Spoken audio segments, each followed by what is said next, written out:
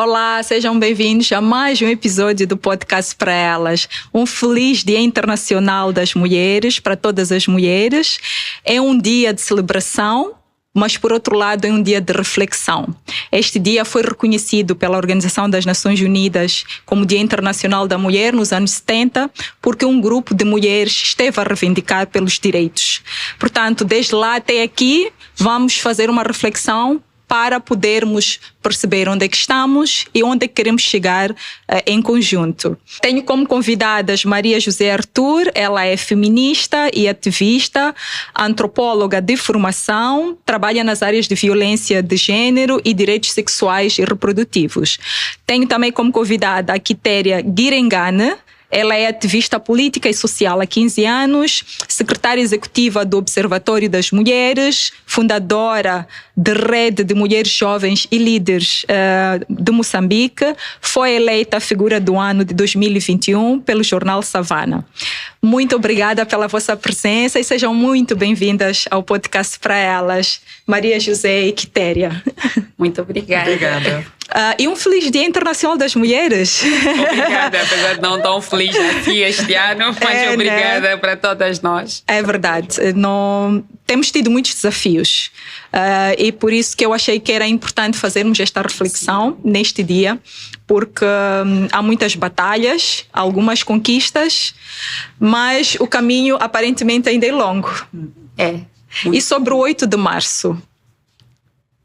Talvez começaria a Zé. Acho que mais uma boa ponte. Vai buscar o passado e a história toda de todos contra a violência e depois a gente puxa e continua esta caminhada. Pronto, não precisamos pegar no historial. Não era, mas eu sempre que falo do dia 8 de março, eu acho que é uma ocasião de celebrar o feminismo.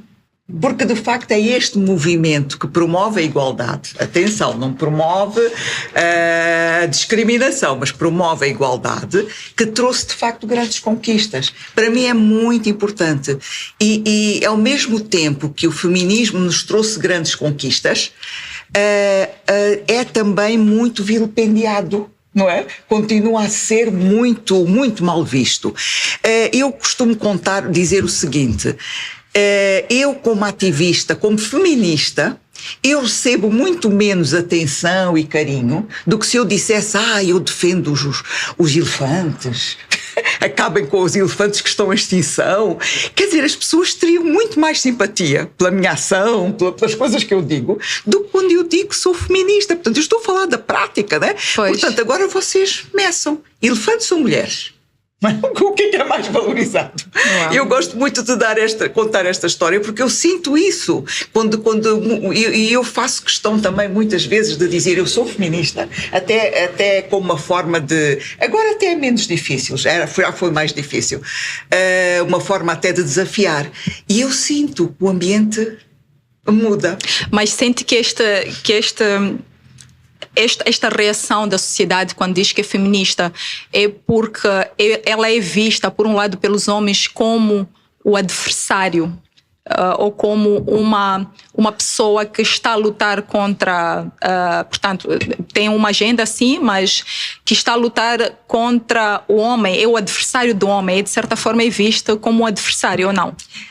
Eu acho que sim, porque vejam bem, para todo este sistema de dominação das mulheres, que nós chamamos o patriarcado, para todo este sistema existir, ele não existe só nas práticas, ele existe nas ideias também. Pois. É a ideia de que a mulher é inferior ao homem, de que a mulher intelectualmente a mulher não é de confiança, a mulher, enfim, há toda uma ideologia que está a tentar convencer os homens e as mulheres da justeza daquelas práticas discriminatórias. Pois. Portanto, quando aparece uma mulher que sai fora da norma, esta mulher é não só um perigo, como um desafio, como é uma espécie mesmo, como é que eu posso dizer assim, anormal, não é? Então digamos que uma feminista é uma mulher que não é exatamente mulher. Por isso é que muitas vezes dizem, pois, são mal amadas. E isto vem muitas vezes de mulheres também. Também, claro. Então, o mesmo sistema que convence os homens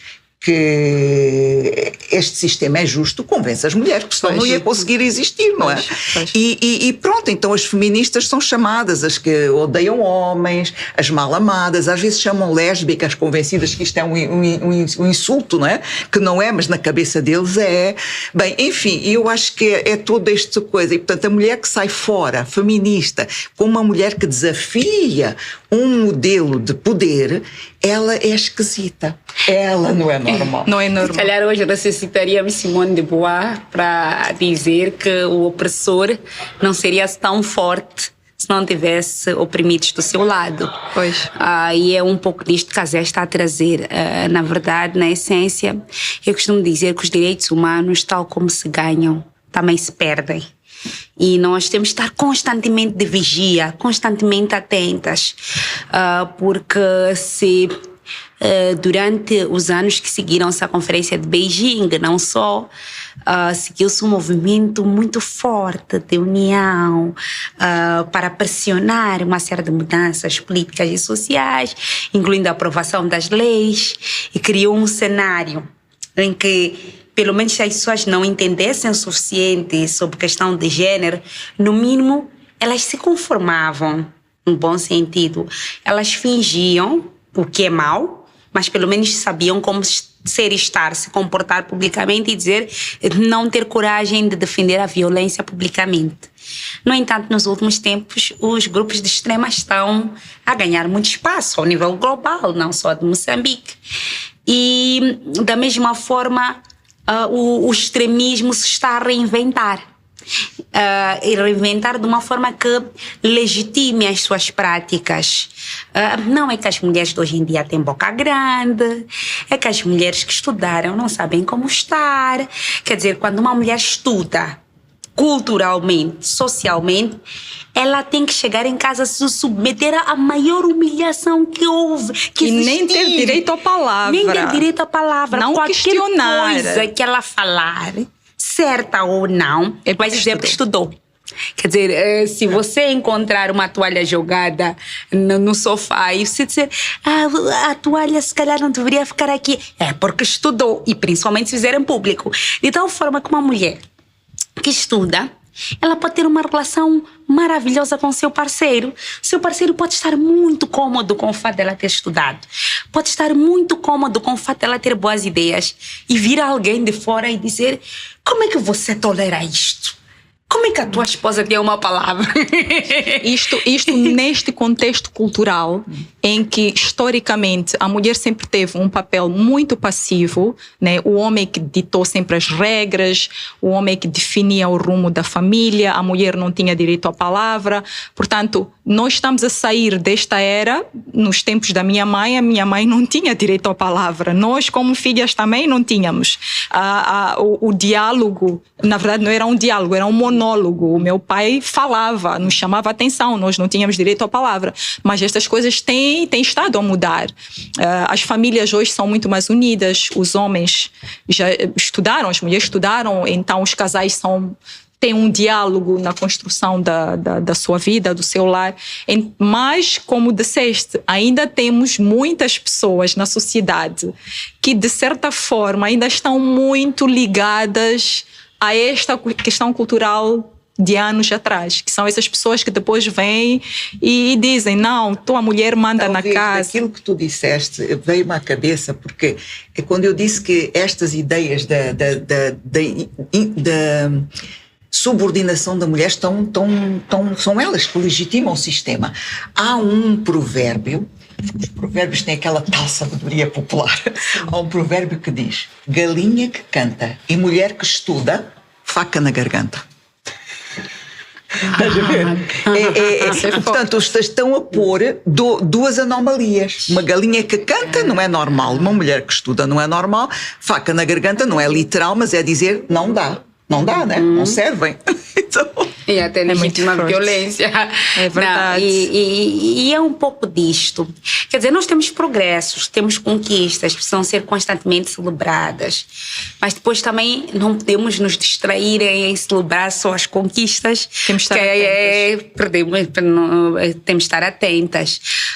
E eu gosto até de mostrar que, apesar de todas as limitações, nós somos um país diverso. Somos um país com muitas culturas. E que mesmo nesses tempos que nós dizemos que eram difíceis, existiam também bons exemplos.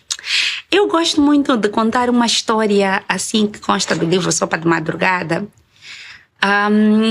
que é sobre um líder comunitário em Tete. Vão anos.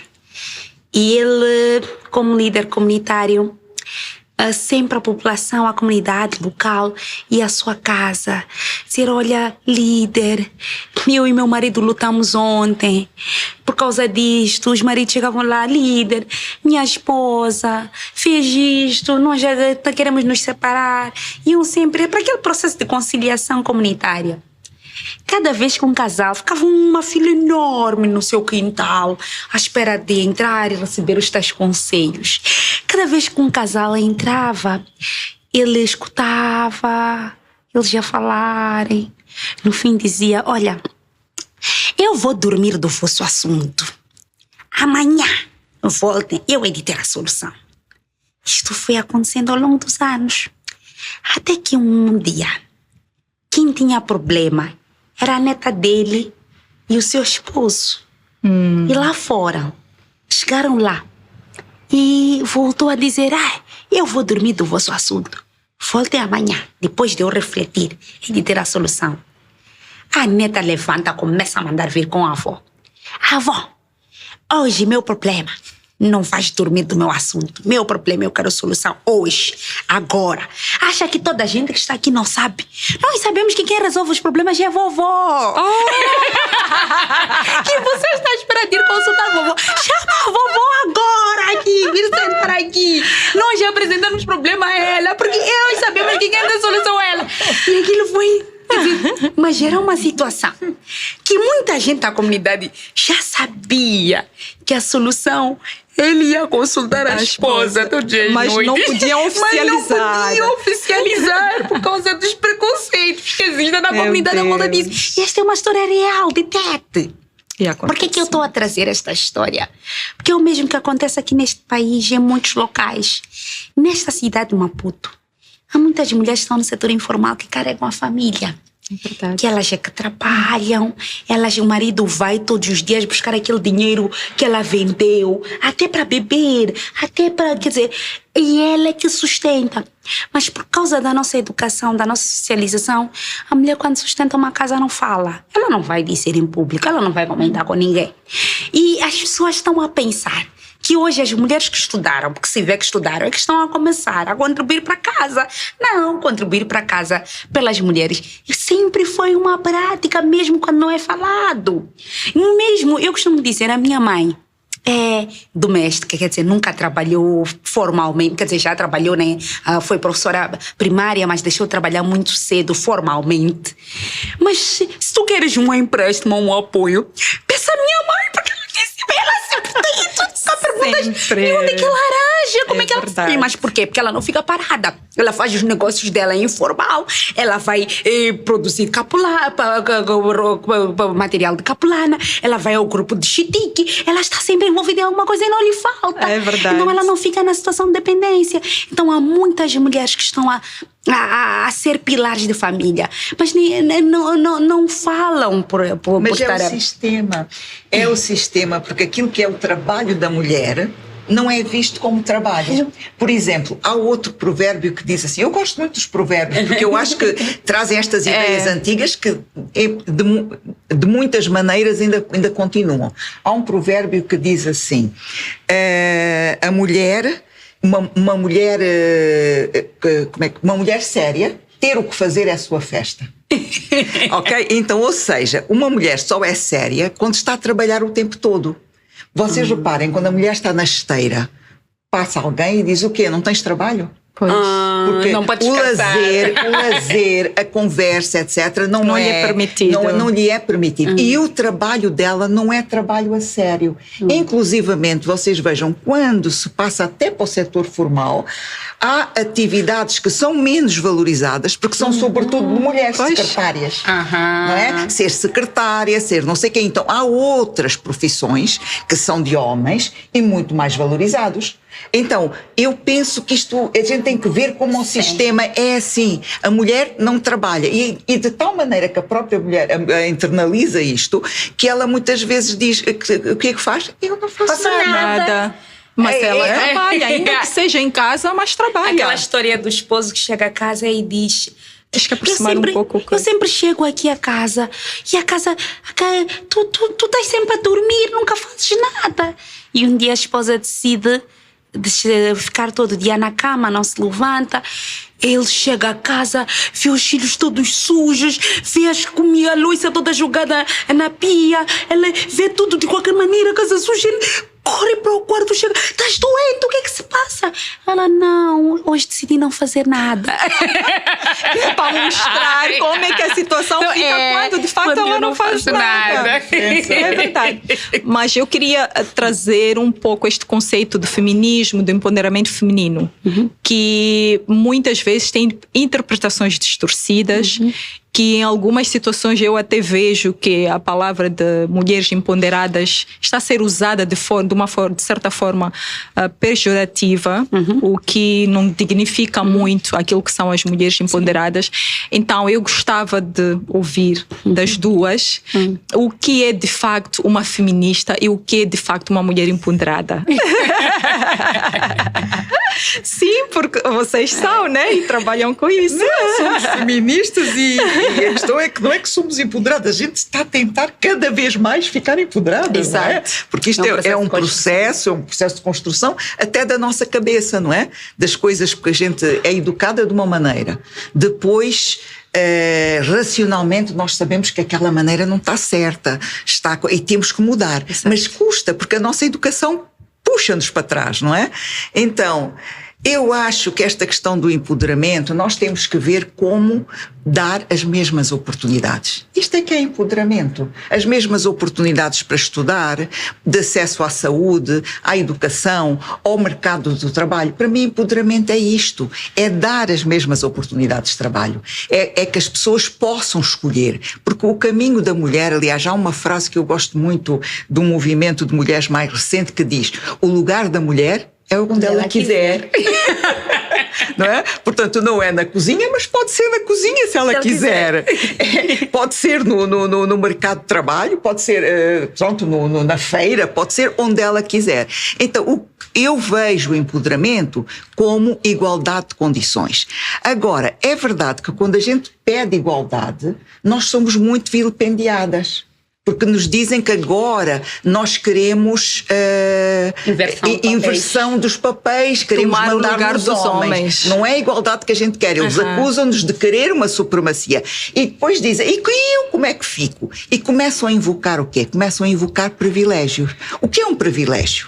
É uma possibilidade que quem tem poder pode exigir. Um privilégio não é um direito, ou até nós podíamos dizer que um privilégio é um direito que engordou tanto que comeu os direitos dos outros, não é? Portanto, nós, claro que queremos acabar com os privilégios, porque enquanto houver privilégios não há direitos iguais para todos. Então é isso, que as pessoas dizem, nós homens como ficamos? Então eu chego a casa e a minha mulher é que me diz para eu ir aquecer a minha água? Que é isto? Mas quer dizer, ele pega daquilo como se fosse um direito, mas não é um direito, é um privilégio. Ele está a exigir ter alguém dentro de casa que cuide dele. Não é? Que trate dele, que faça a sua comida, que lave a roupa, que aqueça a água, e não interessa se ela também trabalha durante o dia, não interessa se ela não dorme à noite porque tem bebés. Então, o que é que se passa? Os homens tem medo de perder privilégios, não é medo de perder direitos, mas claro que como ninguém diz assim, dizem pois, porque elas agora querem a desigualdade. Há uma coisa que eu contei da outra vez que para mim é incrível, quando nós estávamos a fazer em 2009 uma marcha que começou ali na Praça da OMM e foi até ao Parlamento para entregar às deputadas um documento, uma posição, um posicionamento da sociedade civil a pedir para aprovarem a lei contra a violência. Então nós íamos a marchar, íamos com cartazes e cantando contra a violência e tal. Estava um homem ao lado que nos disse: vocês deviam estar em casa a cozinhar. Quando vocês chegarem a casa vão apanhar porrada. Mas tu estás a ver, um homem na rua sente-se no direito de dizer isto, porque ele se sentiu atacado, ameaçado, não é? Porque um homem que não pode bater é um homem que não educa, digamos assim, não é? Porque a ideia que há é que a violência é uma forma de educar a mulher, não é? Portanto, eu acho que é por aí. Sim. Nós olhamos para o feminismo, acima de tudo, como uma forma de luta política e social. E sem luta não há conquistas, não há direitos, não há salvaguardas. Nós estamos a dizer que todos os direitos que nós exercemos hoje, o direito de sentarmos nesta mesa e poder conversar, foi fruto de sacrifício de mulheres e homens que acreditaram que era necessário, tal como as lutas pelas afirmações raciais, por todas as situações. Nós estamos a dizer que há uma situação de relação de poder desigual. Poder que nós nascemos como do sexo feminino e somos ensinadas em função das expectativas que a sociedade tem sobre como é que eu me devo comportar por eu nascer do sexo feminino. Tudo aquilo que nós estamos a lutar, os tais privilégios que a Zé muito bem referiu, são expectativas que a sociedade tem de comportamento. Olha para a pessoa que nasce do sexo feminino e diz: ela tem que desde cedo saber que a nossa expectativa é que ela esteja no cuidado, que ela esteja como uma educadora e cuidadora da casa. Por isso vamos lhe oferecer panelas e bonecas para ela aprender bem a sua função. Simultaneamente nós oferecemos ao rapaz armas e carinho. A arma e o carinho não é um brinquedo inocente, tem uma mensagem política. Tem uma mensagem que é: você vai estar no comando. Você tem o direito do exercício do poder.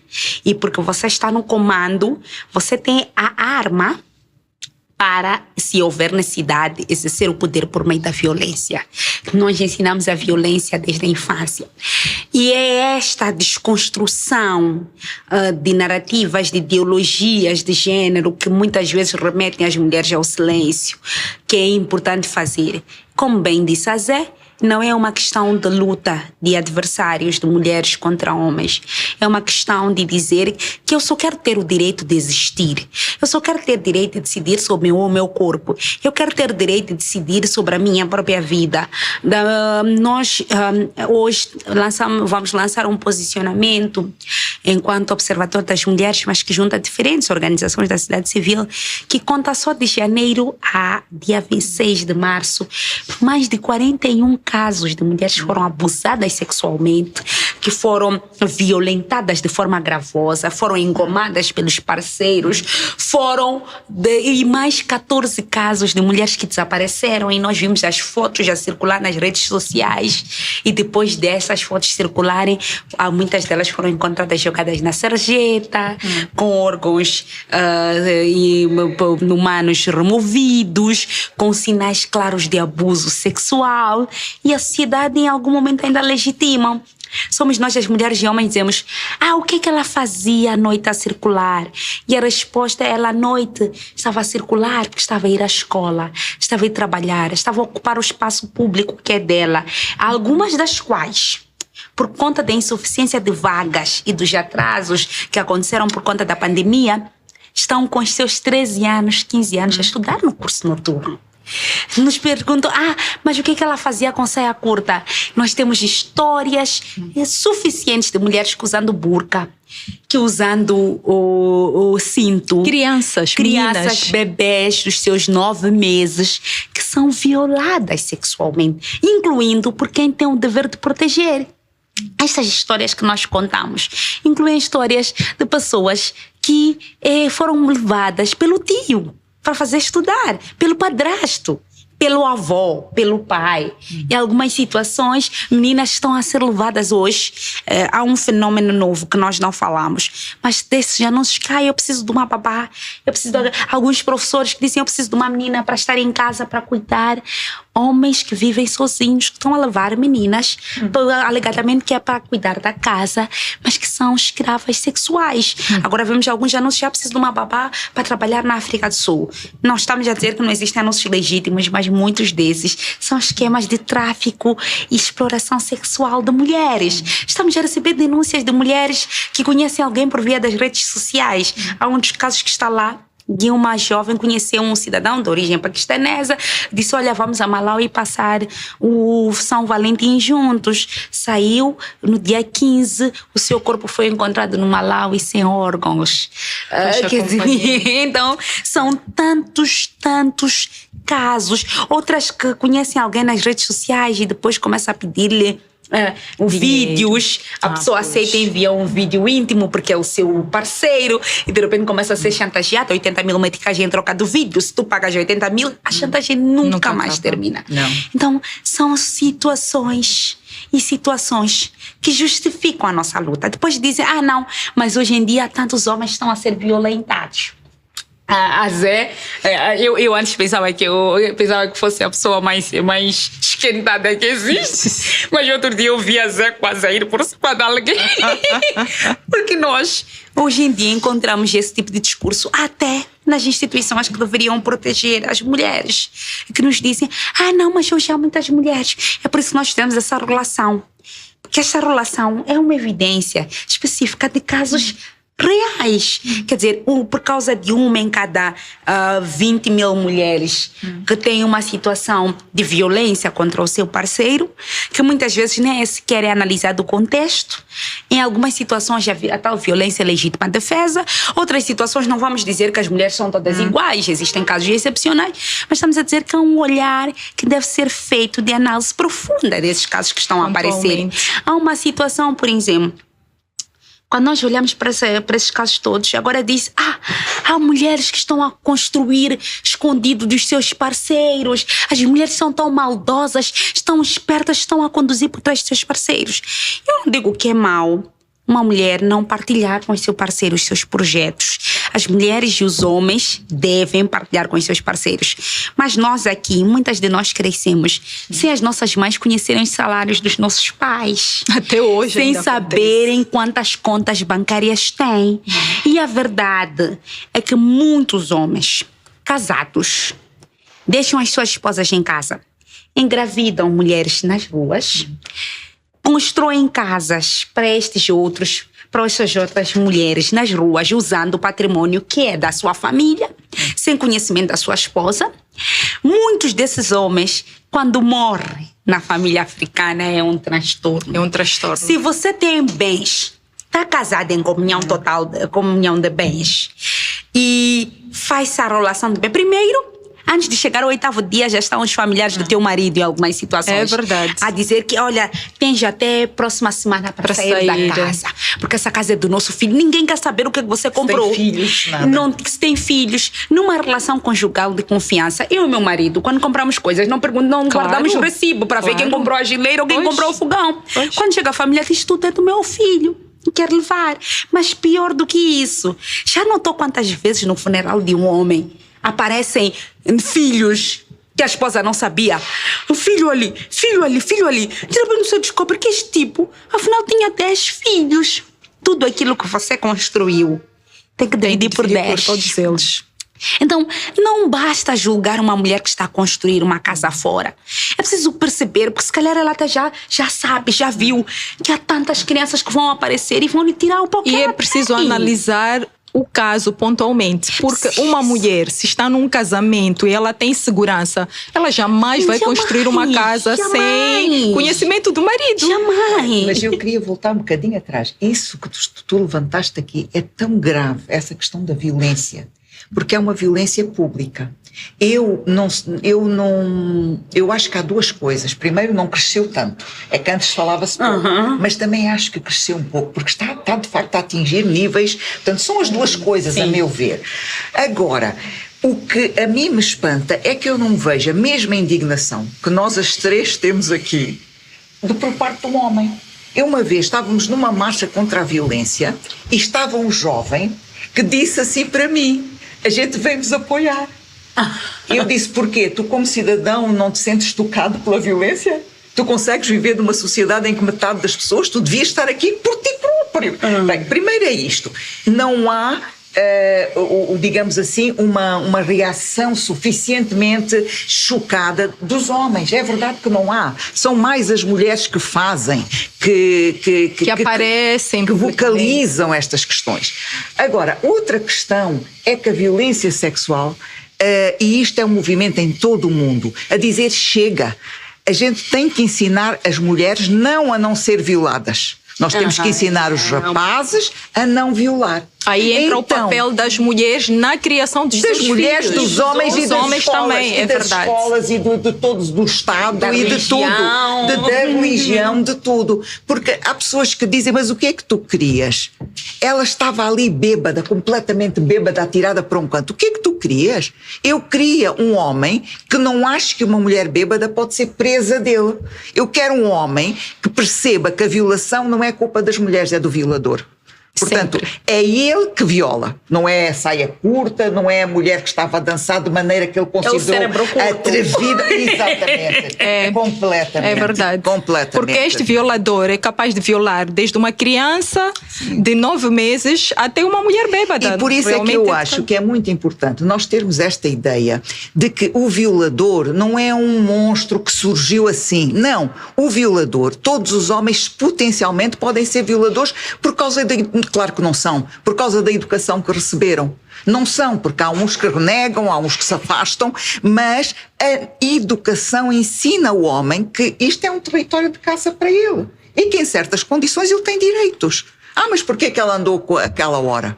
Porquê que ela estava de saia curta? Isto parece que está a invocar um direito. Sempre procura-se um motivo. Portanto, a questão é que eu acho que o violador, isto para mim nunca se repete vezes demais. O violador não é um monstro, uma pessoa estranha, não. É um menino, é um rapaz, é um homem que foi muito bem educado pelo patriarcado. Para pensar que ele é superior, que ele tem direitos. E, portanto, o que é que nós podemos fazer para acabar com isto? Nós temos que mudar esta ideia. Se nós não começarmos a educar as meninos e as meninas na igualdade, no respeito mútuo dos direitos, esta violência de género não vai terminar nunca. Então tem que haver uma mudança da forma como as crianças são educadas pelos pais.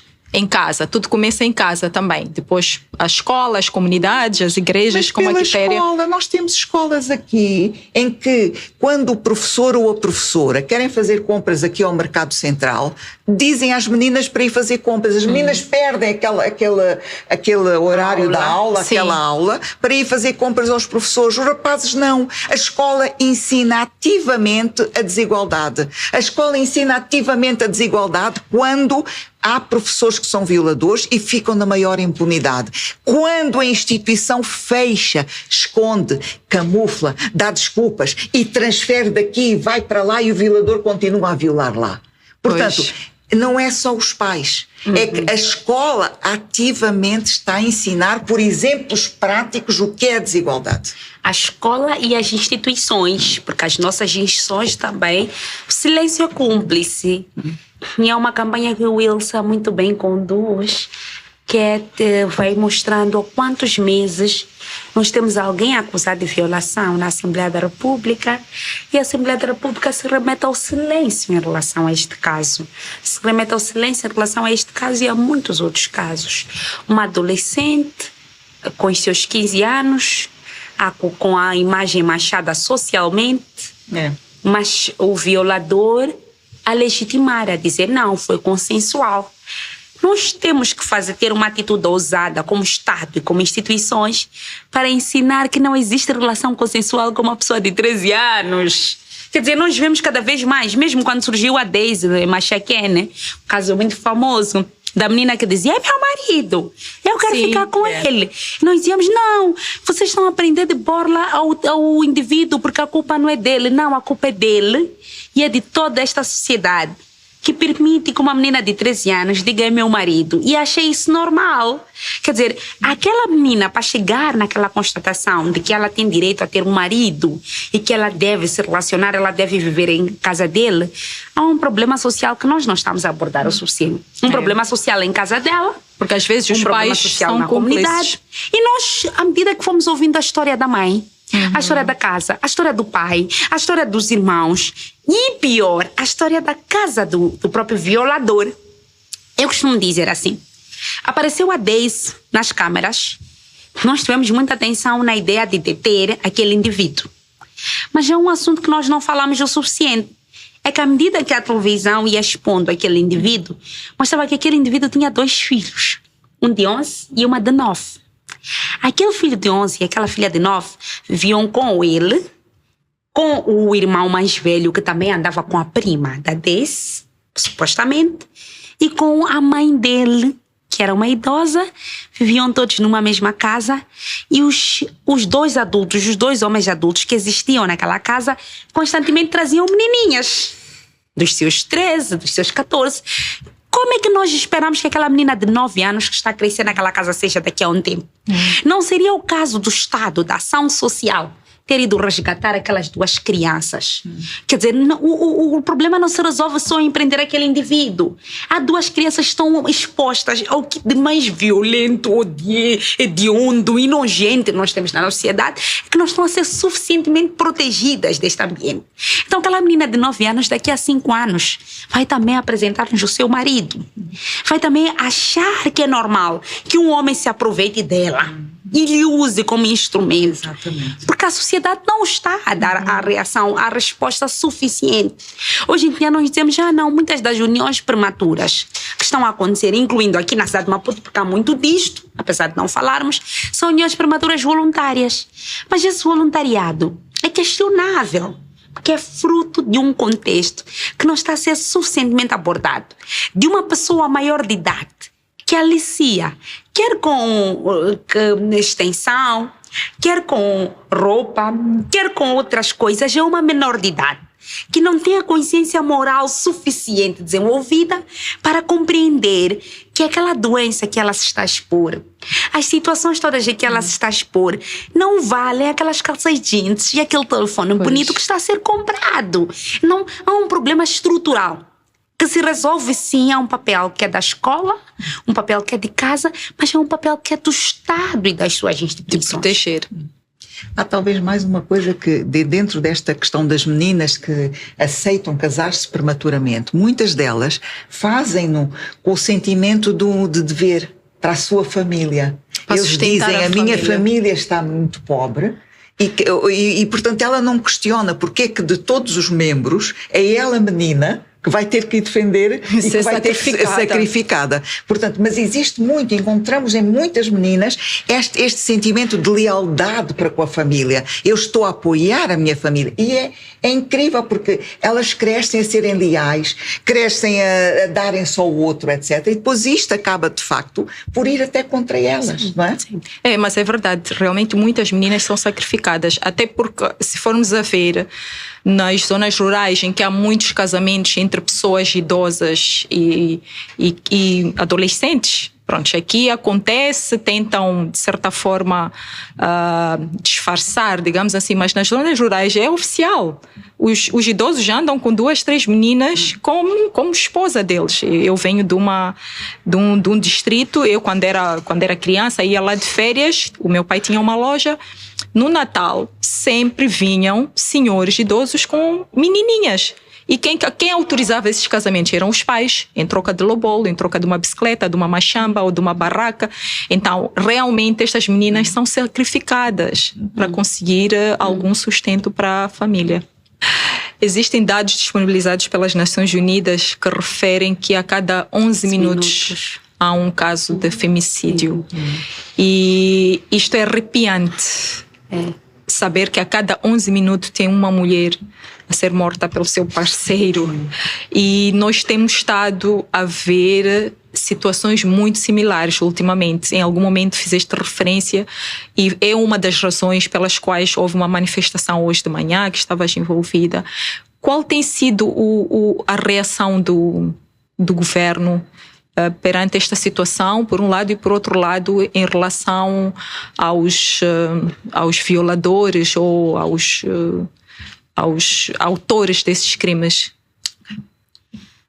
Nós estamos numa situação em que quase estamos a sobreviver e não a viver plenamente. Esses números dizem-nos que é um privilégio nós sairmos de casa e voltarmos ao final do dia. Nunca temos a certeza se no próximo minuto vamos fazer parte da estatística ou não. E por isso o Observatório das Mulheres de alguma forma iniciou uma análise ao mecanismo setorial de atendimento integrado à mulher vítima de violência. É um mecanismo instituído pelo governo em 2012 e fez os seus 10 anos em 2022. E é um mecanismo que junta o Ministério do Interior, através do Departamento de Atendimento à Família e Menor Vítima de Violência, o Ministério da Justiça, através do IPAS, que deveria ter a responsabilidade de prover assistência gratuita às mulheres vítimas de violência, o Ministério da Saúde, através dos hospitais, postos de saúde, que são portas de entrada de casos de violência, o Ministério de Gênero, Criança e Ação Social, quer através do INAS, como através da Direção Provincial de Gênero, Criança e Ação Social, que é a entidade que tem a responsabilidade de apoio psicossocial, de assegurar casas de abrigo e de trânsito para as mulheres vítimas de violência, que tem a responsabilidade de garantir toda aquela assistência necessária para uma vítima se reabilitar e se reconstruir. A questão é, esses papéis estão a ser plenamente desempenhados? Quais são os desafios, que limitações nós encontramos? Uma análise preliminar a este mecanismo e a resposta institucional é que quando foi pensado este mecanismo, esqueceu-se que uma abordagem integrada exigia que não só estas entidades estivessem presentes, mas também a Procuradoria-Geral da República, que tem o exercício da ação penal, que é a quem cabe remeter os casos para o julgamento no tribunal. Os próprios tribunais deveriam ter uma sensibilidade em relação a este assunto. A escola, também uma porta de entrada de violência, deveria estar mais engajada. A sociedade civil não deveria entrar como meramente um parceiro, mas como um ator ativo deste mecanismo. Esta é uma análise. Outra análise que nós encontramos é que a questão da descentralização parece um fator meramente político, mas tem influência também na provisão de serviços de qualidade para as mulheres. O que aconteceu é que nós tivemos um processo de descentralização centralizada. Com, em vez de aproximar mais o serviço às vítimas, distanciou mais o serviço das vítimas. Quando nós iniciamos a avaliação, encontramos uma situação de caos nas províncias. O caos da descentralização, em que, por conta desta descentralização, surgiu uma Direção Provincial de Gênero, Criança e Ação Social e um Serviço Provincial de Ação Social, que dentro dele também tem uma Direção de Gênero.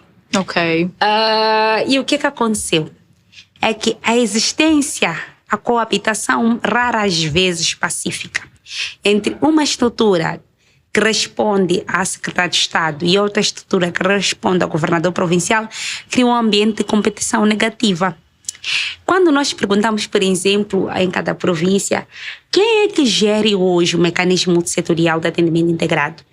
Perguntávamos na Direção Provincial de Gênero, eles diziam, somos nós. Perguntávamos nos PAS, diziam, somos nós. Quem é que convoca as reuniões? Somos nós. E aí nós constatávamos que não há nenhuma reunião, que nem sequer se sabe quem convoca, nem sequer se sabe qual é o papel de cada um desses atores no mecanismo setorial. O maior problema neste momento é a luta pelo controle de recursos, que se um doador quer doar para o mecanismo setorial, fica numa situação em que não sabe quem é que realmente está a fazer o quê. O outro problema detectado é sobre a própria eficácia da lei sobre a violência. E na eficácia da lei, entre muitos aspectos, é uma conquista fundamental a existência desta lei, mas há desafios que foram se identificando com a sua implementação. Um desafio que nós gostamos de levantar é o artigo ligado à salvaguarda da família. O legislador tinha uma intenção positiva, a dizer que temos que proteger os filhos, a vítima e não só. Mas esta intenção é uma intenção que pode ser simultaneamente nociva, porque em nome da salvaguarda da família, muitas mulheres estão a chegar com o braço partido à polícia e a polícia está a dizer: vamos mediar, vamos conciliar, vamos chamar o marido e encontrar um consenso, vamos devolver a esposa para casa, vai resolver com teu marido, isso é um problema de lar, pensem nas crianças. Casamento é assim. Casamento é assim mesmo. E em nome disso, alguns casos que podiam ser evitados de feminicídio, alguns casos que podiam não resultar em morte, são devolvidos ao lar e resultam em morte. Eu gostava só de dizer o seguinte: eu acompanhei esse processo da lei da violência e, de facto, o que é que aconteceu? Na primeira proposta, não estava a salvaguarda da família, mas começou-se a ouvir muitas vozes contra a proposta de lei e havia aquela coisa, pois, porque agora já nem se pode bater na mulher, já o Estado já entra em casa, já não sei. E aquele artigo foi para apaziguar. Outro artigo que foi para apaziguar era: esta lei também se aplica aos homens em igualdade de circunstâncias, que não há de facto, porque nenhum homem está numa posição de tanta subordinação como as mulheres nas famílias. Isto é uma coisa. E eu acho que há outro problema que a mim me toca quando falamos das instituições e do papel das instituições. É um problema de conceitos. Agora falaste em feminicídio, mas normalmente, por exemplo, fala-se em violência de género ou fala-se em violência contra as mulheres. De facto, violência contra as mulheres não é uma designação correta. Mas, quando se começou a chamar violência de género, as pessoas diziam: violência de género é assim, ora é dos homens contra as mulheres ou das mulheres contra os homens. Então, muita gente preferiu continuar a chamar violência contra as mulheres, salientando que as principais vítimas são as mulheres e as crianças. Agora, o conceito de feminicídio é muito interessante, porque considera o quê? As mulheres que são mortas por razão de sexo, ou seja, porque eu mando, porque me desobedeceste, por causa de toda esta estrutura de dominação, mas considera também a cumplicidade das instituições. Portanto, o conceito de feminicídio ele é muito rico, porque considera a morte por razão de género e também toda a cumplicidade das instituições. Ora, quando nós temos as instituições a trabalhar, as instituições do Estado, na maioria das vezes as pessoas não têm informação. E sentem-se eles diretamente atingidos. Eu já estive num dia, na comemoração do dia 7 de Abril, em que um procurador aproveitou para dizer: mas atenção, não batam nos homens. Quer dizer, como se isto fosse realmente o problema. Portanto, o que é que nós temos? Temos pessoas que não concordam com esta visão, com esta ideia da igualdade de género, que continuam a defender os seus privilégios, e quando lhes mandam ter poder, ter autoridade para resolver questões, litígios que envolvem feminicídio ou violência de género, são pessoas que vão resolver ignorando a lei ou interpretando a lei à luz dos seus preconceitos. Então, a questão da salvaguarda da família, por exemplo, é muitas vezes usada para justificar porque é que não se prende um agressor. Apesar de haver violência qualificada, violência grave, etc. Então, há a salvaguarda da família. Só que, quando há um furto e se vai a tribunal, ninguém pensa em perdoar o senhor para salvaguardar a família. Só perdoam quando há... E há um caso que eu costumo contar, porque aí há uns anos atrás eu escrevi uma pequena nota a propósito. Vocês lembram-se, no Notícias tem uma coisa de breves, na última página. Então, perto da época do Natal, aparecia uma pequenina notícia a dizer: fulana de tal foi batida pelo marido, partiu o maxilar e está no hospital, está hospitalizada. E depois perguntava: quem vai cozinhar agora para ele nas festas? Então, isto só mostra que, de Olha, facto, preocupação.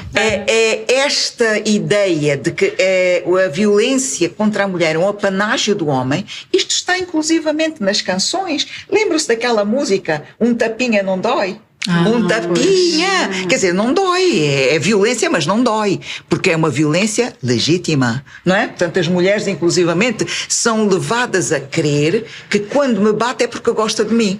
Não é? Mas eu devo dizer que nunca apanhei nenhuma mulher que me dissesse isso. Pelo contrário, uma vez em Inhambane apanhei uma mulher que disse assim: olha, minha filha, aqui toda a gente, todas as mulheres que tu vês aqui apanham, só não apanham as viúvas. E quando elas apanham de uma maneira, parece que estão a matar cobra. Vocês sabem como é que a gente mata cobra, né? Com toda a raiva. Então, isto as pessoas têm essa ideia, né? Apesar de criarem esse mito de que as mulheres querem ser batidas como prova de amor e gostam, né? Então era só para pegar a salvaguarda, porque eu acho que isso é danosa tem para toda a a lei. razão. E a implementação em si da lei, a Zé falou muito sobre isso. Nós temos um desafio tremendo, quer pelas influências que nós temos dos nossos próprios valores. O implementador da lei leva os seus valores para a lei, mas também da institucionalização, a estrutura que nós temos estado. Agora é frequente nós ouvirmos, não, agora temos que rever a lei da violência doméstica para acomodar melhor os homens. Isto é um discurso muito frequente. Mas nós estamos a dizer que a forma como é implementada a lei, por exemplo, uma senhora em Niassa agora me dizia, olha, eu larguei minha machamba, saí da minha zona, que é muito distante e não tem transporte para a cidade, para a vila. Eu fui à cidade, denunciei o caso de violência, me mandavam voltar toda hora, eu apanhava a chapa, deixava a minha produção para ir lá e tal. Às vezes, sem me chamar, eu ia para saber como está o caso, para chegar no dia do julgamento. Meu marido é empresário, ele não me dá nada, mas ele é empresário. E é um empresário local com algumas posses. Chegou lá, no fim do julgamento, determinaram a compensação de 5.000 meticais. E depois disseram a caução a favor do Estado, 25.000 meticais. Poxa. E eu me pergunto, essa violência é para o Estado ficar rico? O Estado gosta da violência para ele enriquecer? Porque eu, vítima, não recebo nada. Não é que as mulheres acham que o valor monetário vai compensar a violência. Mas é que há dois fenômenos aí. Primeiro, a sociedade está a me dizer, abandona aquele lar porque vais morrer. Mas não há nenhuma proteção social para eu poder construir. Eu deixo ele com tudo e eu fico sem nada. Dizem, se quiser, vai abrir outro processo legal. Depois, é a situação que às vezes aqui na cidade de Maputo já houve um caso que acompanhamos de uma senhora que denunciou violência, fez todo aquele processo. Quando chegar no julgamento, sentenciam a indemnização de 10.000 meticais. Ele pergunta à juíza, aceitam cheque? Posso passar agora mesmo. Então, quer dizer, imagina, isto é uma situação de humilhação dupla. Revitimização, violência contra a vítima. Absolutamente. Realmente há situações arrepiantes. É de criar mesmo arrepios. Eu nunca imaginei que chegássemos em pleno 2023 e ouvirmos casos destes. Sinceramente, nunca imaginei. Mas, infelizmente, tem estado a acontecer. Bom, estamos quase no fim da nossa conversa. E qual é o vosso sonho? Qual seria uma sociedade ou um mundo ideal para as mulheres? Aquilo que hoje, dia 8 de março de 2023, se alguém vos perguntasse, se tivesse um poder, uma magia para mudar e resolver as coisas, o que é que vocês pediriam?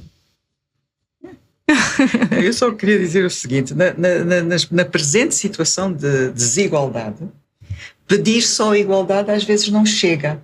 Porque as pessoas, por exemplo, um parte daqui, o outro parte dali.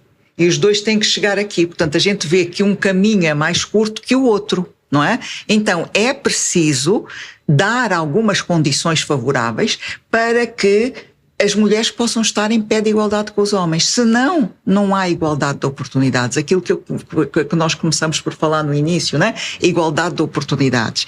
Então, O que eu acho, existem várias cláusulas que falam na possibilidade de discriminação positiva. O que é discriminação positiva? É, por exemplo, garantir que há mais mulheres a entrar na universidade, é garantir que há mais mulheres a serem contratadas, que num concurso haja pelo menos 50%, 50%. E então, isto é importante para a gente minimizar o fosso. Isto foi um mecanismo usado, por exemplo, na África do Sul, pós-apartheid, em que nós tínhamos toda uma população não branca em situação de desigualdade económica feroz, não é? Então, foram feitas políticas de discriminação positiva, com o objetivo de quê? De anular desigualdades históricas. Então, e isto é o que eu acho que tem que se aplicar em relação às mulheres. Desigualdade, discriminação positiva para acabar com desigualdades históricas. E isto está previsto, por exemplo, no CEDAW, artigo 4º. Então, eu penso que nós temos que trabalhar e acabar com essa ideia de que a discriminação positiva é simplesmente discriminação. Não, é uma discriminação que pretende acabar com desigualdades históricas. Daí o positivo. Portanto, eu quando peço igualdade não quero pedir só igualdade. Muito bom. Eu sonho com um país e um mundo onde eu me sinta segura. Onde uma mulher bêbada encontra um homem que lhe pergunta, lhe pode acompanhar para casa para que ela possa chegar em segurança e se preocupa com ela. Onde uma mulher, quando está a voltar da escola à noite, no local escuro, não iluminado, encontra homens que reclamam com ela que o Estado deve garantir iluminação pública, lutam com ela para que haja iluminação pública, mas simultaneamente acompanham-lhe e apoiam-lhe para que não percorra este percurso sozinha. Sonho com um mundo em que uma mulher que estudou, fala muito e tem opiniões, é valorizada pelo seu parceiro. E o seu parceiro diz, olha, tens muito boas opiniões, e quando ele discorda, ele manifesta a sua discordância com argumentos lógicos e racionais, e quando ela eleva o tom, encoraja ela a baixar o tom de forma pacífica, sem precisar usar a força para desencorajar um comportamento com o qual ele não concorda. Sonho com um país onde uma mulher que é vítima de terrorismo ou é vítima de mudanças climáticas e por via disso estão sendo deslocados, não tem que dar o sexo em troca de donativos, porque aquela pessoa que está lá para apoiar tem a consciência de que pode também estar um dia naquela mesma situação e precisar da mesma ajuda.